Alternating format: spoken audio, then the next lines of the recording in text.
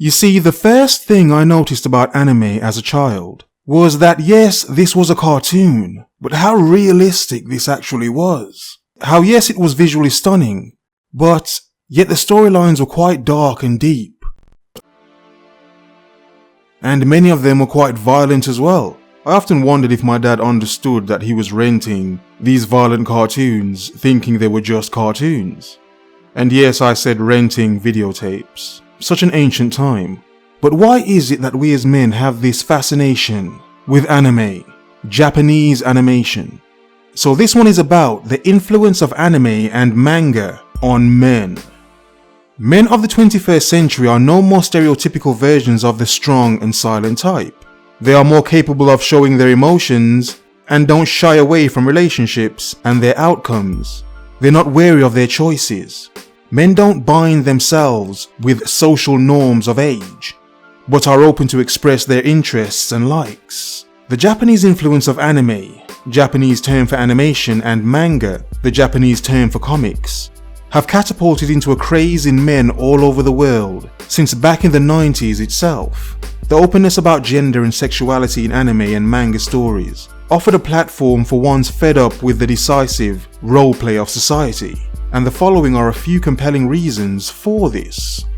The sexual element of anime. Japanese anime and manga are not afraid to explore every aspect of male chauvinism, including sexuality.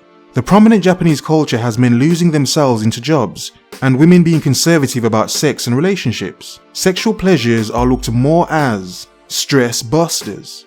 The popularity of body pillows like the Dakimakura pillow is at an all-time high, and people are buying, reading and selling sexually explicit content openly. This offers a glimpse into the open mindset of the Japanese audience towards sexual content.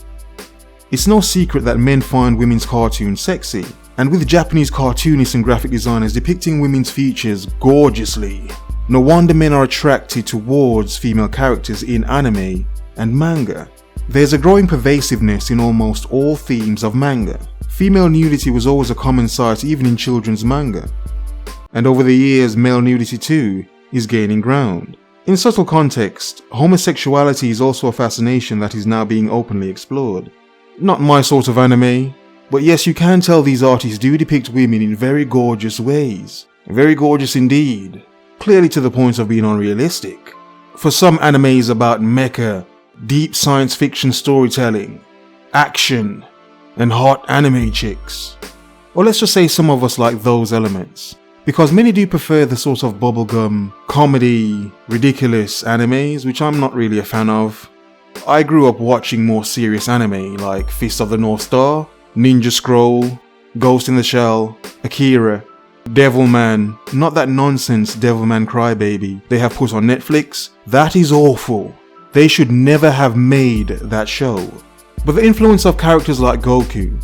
How many men feel like they can relate to Goku or they have an understanding of Goku? Is it a sense of, yes, you can say he's an idiot, but when it comes to fighting, clearly he's a genius. And it's a sense of his bravado yet his camaraderie, and also his empathy as well. The fact of how he feels to get to know someone better, you have to fight them or spar with them. And how he feels bonds can become stronger through fighting, which many can say is a very manly thing. But also at the same time, it's the human element of it, the sort of, okay, now we fought, let's talk for a bit and then hopefully one day we can fight again. Because the thing about characters like Goku is he likes to see people get the best out of themselves, because that is what he tries to do himself. He likes the challenge not just because he's a Saiyan, but also because he knows he becomes stronger with each battle. He knows he becomes better with each challenge. Sort of explains the relationship he has with Vegeta as well.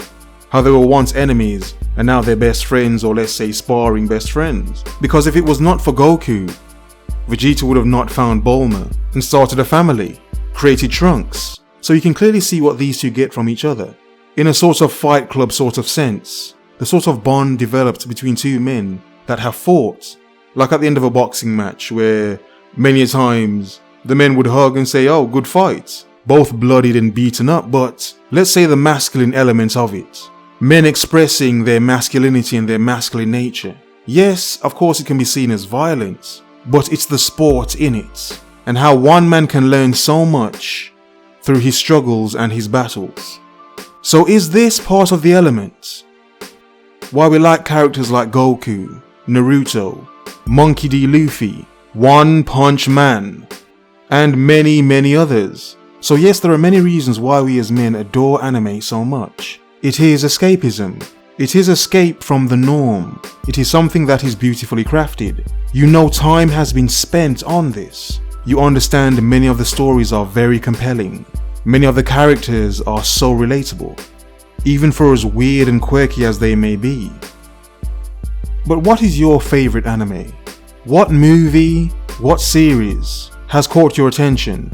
Or if you dislike anime completely, what is it that you dislike about anime? Either way, always remember and never forget to focus, observe, to remember. The world is yours. Have a nice day.